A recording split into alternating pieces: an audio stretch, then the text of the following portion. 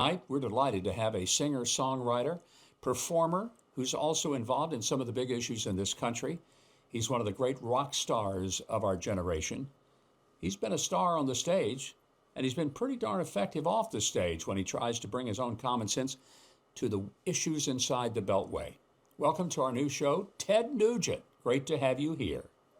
I feel welcome, Mike. You deserve me when it comes to truth, logic, common sense, spirit, and attitude, God, family, country, law, and order. You and I are like blood brothers for the real American dream. Thanks for having me, buddy. What a pleasure. Let's get straight into one of the hottest issues today. And we just, now we're almost 3 weeks from it. We still don't know a whole lot about who messed up on the day that President Trump was almost assassinated. It was an absolute disaster. Many of us were shocked, not just at the shooting, but at the complete, I guess, just cover up that we've had from the Secret Service. First with Kim Cheadle, as I call her Kim Cheeto, since she was busy guarding Cheetos before she went to the Secret Service as director. And now with the new director, Rowe. Analyze it for us. What am I missing that you see that was a complete mess up in this whole operation?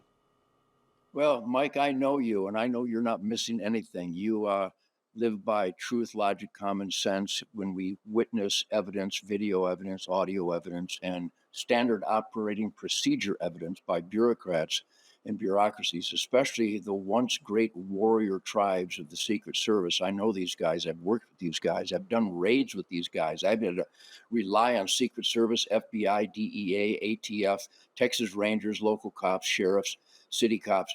I've done raids in Texas with the U.S. Marshals, and we're going after rapists and murderers and carjackers and stabbers and shooters. Who the hell let them out? I'll never know. We know who did that, the court system that has failed us. But this is another example of clearly, unambiguously, irrefutably, evidence-drenched, deep state treason. I really believe, and this isn't just a guitar player's hunch, I share campfires every week, Mike, with hunting families from all around the country, all around the world. We have our sunrise safaris. And around a campfire, as you know, there's unlimited truth, logic, common sense, and unlimited honesty. There's no screening. There's no worry about what you say. We use the term blood brother, and that's what the hunting lifestyle really represents, is a brotherhood of mankind. And these families believe what you believe, that the U.S. government, they did this. I've got some really smart friends and I've got some really dumb friends. I love them all. But my dumbest friends, I hope I'm one of the smart ones. Secured that area, they would have secured that rooftop. My dumbest friends would have secured the rooftop. Nobody could possibly convince any of us that they have any excuses for not securing a 130-yard clear line of sight rooftop to President Trump. This is a catastrophic time in America, and we're praying for Donald Trump. We're praying that these bureaucracies are held accountable because they did this.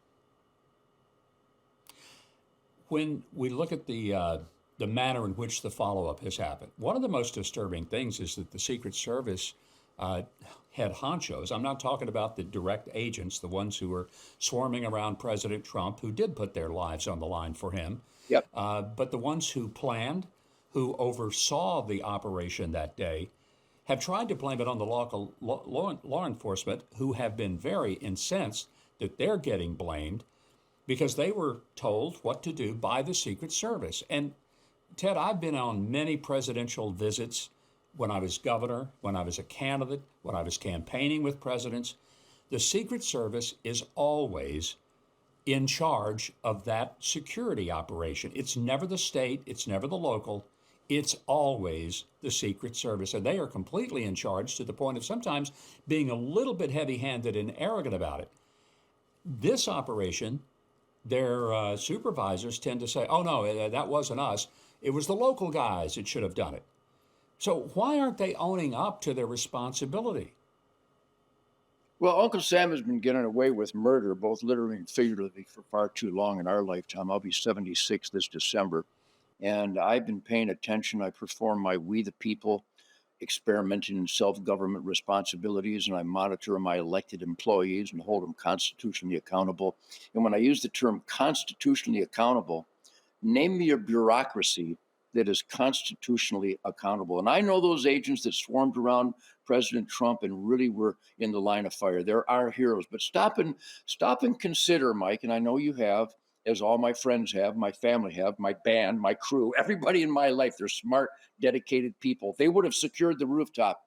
Really stop and think that an element of the Secret Service, these guys are warriors, not Cheadle, not people who are hired because of their gender. You don't hire people based on gender unless you're an idiot.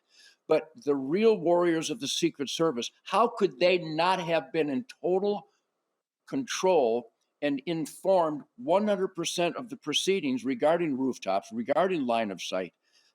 I reject completely that those heroes that swarmed around Trump and put their lives in danger. I know these guys. They they were left out of the information pipeline of those that were ignoring the rooftop, and that the local police that identified a suspicious character. There was a known threat prior to Trump taking the stage. Mike, I'm saying these things and I'm going, my God, the guitar player could have done a better job than the official security team of the U.S. Secret Service. So we've got to keep pushing. We've got to demand accountability. We've got to know who made the decision, who didn't tell the warriors around Trump, who put their lives in danger, who put the citizens' lives in danger, and who put our hero for constitutional conservative conservation America, Donald Trump, in danger. We're not going to rest until we find out who that person is and hold them accountable. Let's hope it happens. Ted, we're going to take a short break. And while we do, I'd love for all of you to send me an email. You can send that to comments@mikehuckabee.com. We do read them, and we put quite a few on the air. We'll be right back with Ted Nugent after this.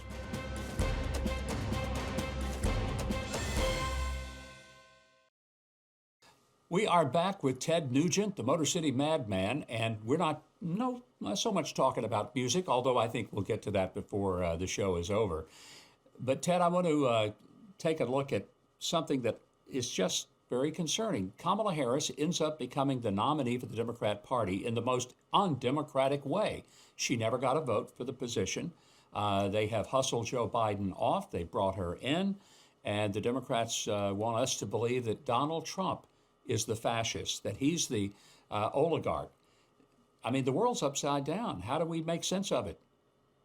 Well, as I tell my children and all my friends and my grandkids, when you see something really stupid, don't try to find out why. Just know it's really stupid. And unfortunately, our government, every bureaucracy, you don't have to know why they're violating their constitutional oath. You just have to admit and know that they are violating their constitutional oath. The Democrat Party is the enemy of America. Kamala Harris, I mean, again, how embarrassing, how rude, how disrespectful to think somebody gets a job based on color of skin or gender. I want integrity, punctuality, honesty, excellence. I enjoy a little sense of humor. I'm a big fan of cocky, but I never hire anybody based on anything except capabilities and qualifications. And here we have a glaring example of the Democrat Party ignoring all the important qualifications and going for the worthless non-qualifications.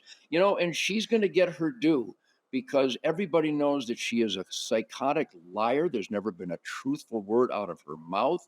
The Democrat Party, I don't think there's an honest bone in the entire Democrat Party, and a bunch of our Republican friends too who don't push back hard enough. So I think the writing is on the wall, Mike.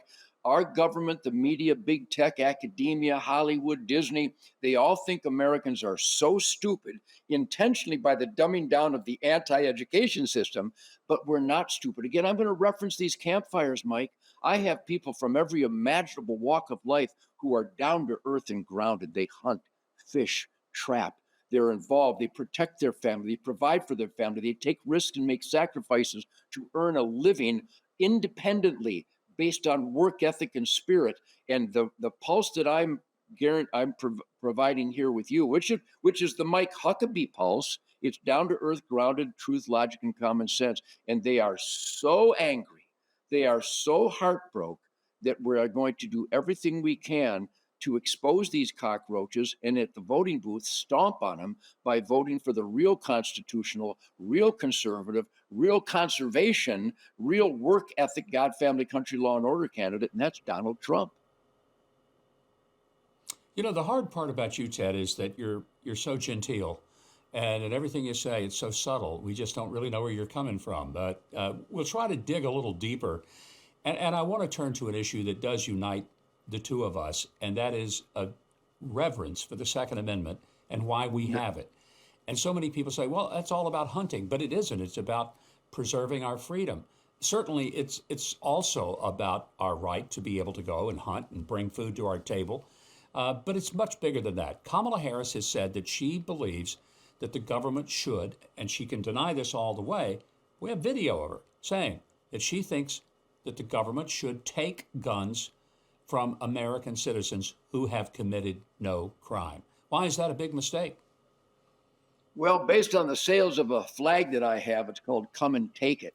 And it's got a picture of the beautiful, ubiquitous, finely tuned AR-15 on it. And I autograph those by the tens of thousands. No, I take that back. Hundreds of thousands. And we can't keep them going because people are buying a flag that says Come and Take It. It's a battle cry historically where tyrants and dictators and despots and Führers and slave drivers made sure that their victims, their subjects, their slaves were unarmed and helpless. And that is the unique celebration of the American dream, life, liberty, and pursuit of happiness. And without the right to protect ourselves from enemies, foreign and domestic, we would not have freedom. And I can emphasize it most emphatically by the thousands of flag-draped coffins that I've saluted, Mike. I've been invited by the families of those that gave the ultimate sacrifice.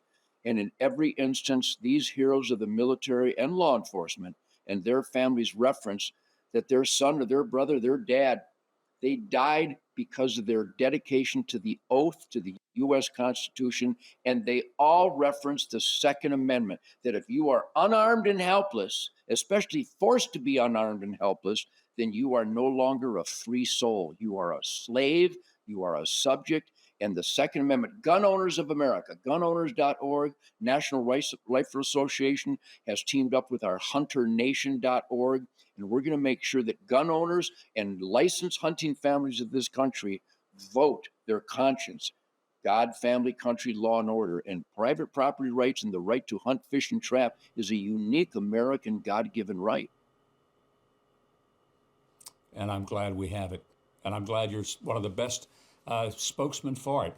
We're going to take another break. We'll return in a moment. More with Ted Nugent. We've got some questions that we still want to get to, so don't go away. We'll be right back.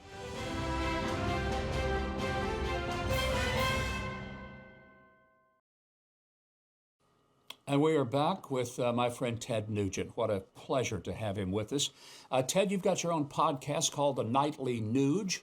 Tell us about it and how people can tune in and get your wonderful wisdom on a regular basis. Well, I'm such a we the people guy. I'm what the founding fathers wanted all Americans to be, a hellraiser, suspicious of all authority, demand constitutional accountability from all our elected employees. I'm such a radical, I dare experiment in self-government. So I've always had a big mouth because I celebrate the things that I love. I've always done interviews all around the world about my music, this incredible inspiration from Chuck Berry and Bo Diddley and the Motown Funk Brothers and James Brown and Wilson Pickett. And people are fascinated by the energy and the passion and the musical authority of Ted Nugent music, and with the damn Yankees, all my different musical outfits. And I always reference that the reason my music is so energized and so sexy is because I've been clean and sober my whole life. And it has almost everything to do with the upbringing of discipline by my wonderful mom and dad and the mystical flight of the arrow, the martial arts of archery and aim small, miss small, marksmanship, safe gun handling. And that all goes in a blend to create a higher level of awareness. So when I mouth off in these liberal media, they get a little angry because I'm always promoting firearms and hunting and marksmanship and killing game for perfect venison. And they can't respond. because if you respond against what I just said, in fact, a lot of times they say, well, let me be the devil's advocate. And I go, well, if you're going to counter what I just said, you would be advocating for the devil. So I started my own podcast. It's Real America's Voice, Spirit Campfire. My wonderful wife, Shemaine, has become a force to reckon with. Real America's Voice, Faith and Freedom, which you will join us on as soon as possible. But we also have a nightly nude, and our Ted Nugent Spirit of the Wild TV show celebrates conservation, constitutional family values, and it's on the Pursuit Channel 8 times a week, 35 years running, Mike. So I have a big mouth because I'm a we the people. I have to fight against the evil by maximizing the good against the bad and the ugly. And I think every American should do more of that. And I think when we see the threat from Uncle Sam right now and the dishonesty and the corruption and criminality of all these bureaucracies, I think more people are waking up that we have a moral obligation to push back against the evil forces that our government has now pushed down our throat. So I've always been like this. You know that. I've written some New York Times bestsellers. I do podcasts and interviews all around the world all the time. And I'm honored to be with you because you are a truth, logic, common sense, we the people guy.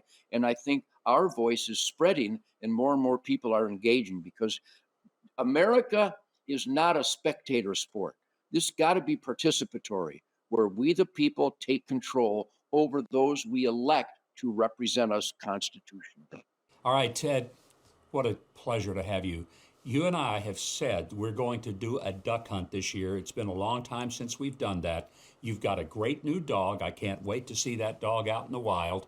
And so sometime when duck season starts, come join me in Arkansas. We're going to take some mallards, bring them to the ground. Thanks, my friend. Thank you, Mike. God bless you. I love you, buddy. God bless real America. God bless Donald Trump. God bless you. Thanks for joining us.